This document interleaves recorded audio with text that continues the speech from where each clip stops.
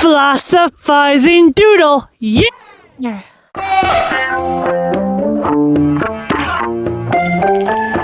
Man, work is so hard. I feel so burnt out already.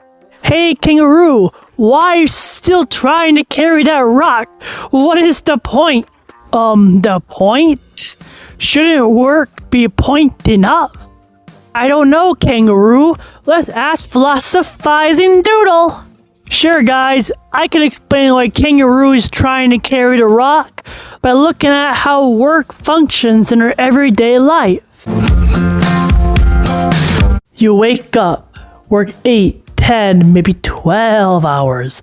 You're exhausted, underpaid, and told to be grateful. But here is the truth. Hard work is the most dangerous lie we ever believed. Why?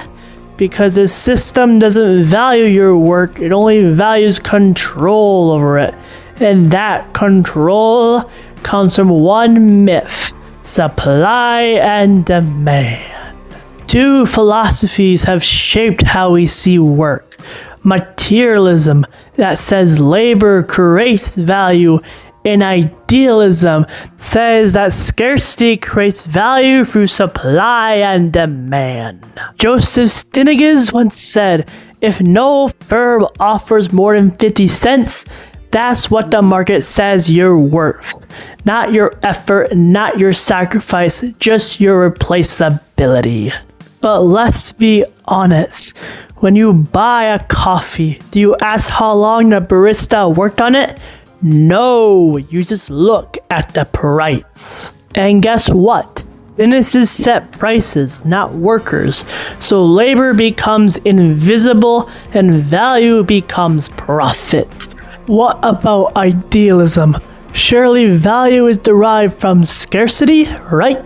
No, it is not. We need a new lens to see why idealism fails us. This lens is called Partaceyism. It says work is valuable when it creates mutual benefit, when it grows mutual respect. In the emotional market of Partaceyism, price is shared disrespect, and pay is mutual contribution, leading to a separation of price and payment. Hence, as prices go down to make products more respectful to the financial situation of the masses, pay will go up to respect the masses if they are financially struggling due to the price. Therefore, when establishing an emotional market, we stop paying for scarcity and start rewarding abundance. It's not about how hard you work. It's about how much good you do for others and with others. We worship hard work like it's sacred, but the universe doesn't hustle. Atoms exist efficiently. They don't grind. They flow through space. Meanwhile, humans, we burn out for jobs that exploit us. Cashiers, miners, coders, waiters, and all for what? A paycheck that never cashes up? Hard work isn't noble. It's a tool of control, a myth to keep you tired, obedient, and replaceable, to become inefficient to the world, inefficient to the position. For Partaceyism, efficiency is a true goal, not exhaustion. We should be inspired by the stars instead of looking at our short-term efficiency here on Earth. This is becoming more relevant now since AI is beginning to replace labor. So what's left? Your humanity. AI can code, AI can build, but AI can't create mutual respect. In a Partaceyist society, your income is based on your empathy, on care, on community. Imagine a world where success is defined not by effort, but by the respect you generate. So why is our world not like this? Well, we all know why. The disease, economic materialism, a system that worships supply and demand but starves us of meaning. Richard Foster found 61 of the original Forbes 100 companies gone within 70 years. This isn't progress. This is planned obsolescence on a century-wide scale. A cycle that rewards burnout and punishes joy, that cannot escape the truth that hard work will one day end. So what if success isn't what we've been told? What if lazy success, joyful, effortless, communal success is the real victory? A lazy success is seen in watching a movie with friends, playing a spontaneous game, or having a deep conversation. To understand why lazy success is so much more efficient than hardworking success, imagine working a 9 to 5. But why? To live? To laugh? To love? So why not make that the work itself, instead of using a third party to achieve that? That third party, that bureaucracy, is hard work. Hard work isn't the pinnacle of humanity.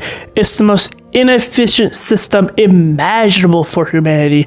Stars don't line up atoms one by one. They burn, they transform. That's real progress. Entropy isn't chaos. Entropy is freedom. There are communities who already live this truth.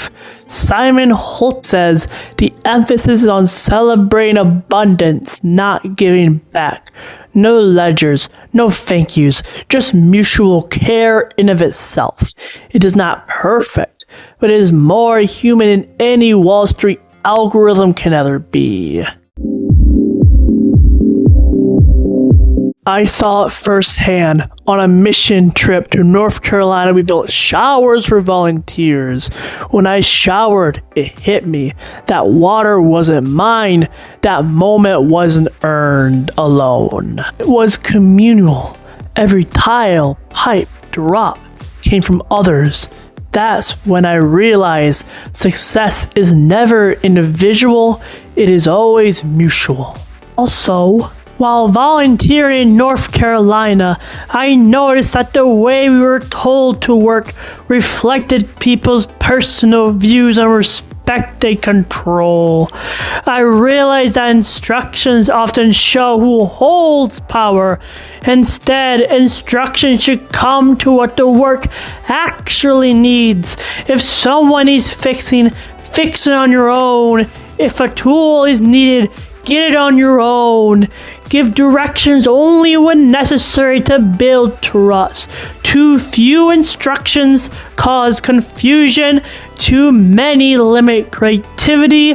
Leaders should guide, not control, so that everyone shares responsibility and respects one another. Thank you, philosophizing doodle. Hey, kangaroo, you want to carry the rock not because you want to do it, but because the rock and you want to do it combined for the respect of the environment. So we should respect our work and love it. We should love and respect carrying the rock together. Here is the bottom line. Hardworking success is a scam. It kills creativity, it preserves power. But lazy success, born out of spontaneous joy, shared effort, and mutual respect, that's what aligns with the universe.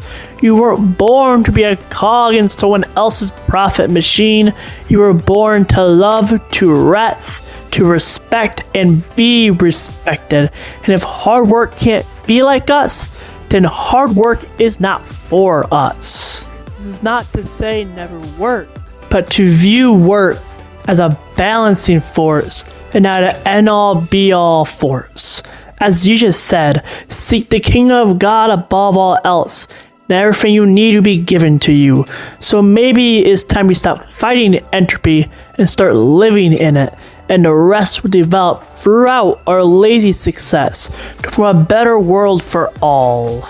That's all for Chapter 8 of the Partaceyist Statement. Thanks for watching. Like and subscribe.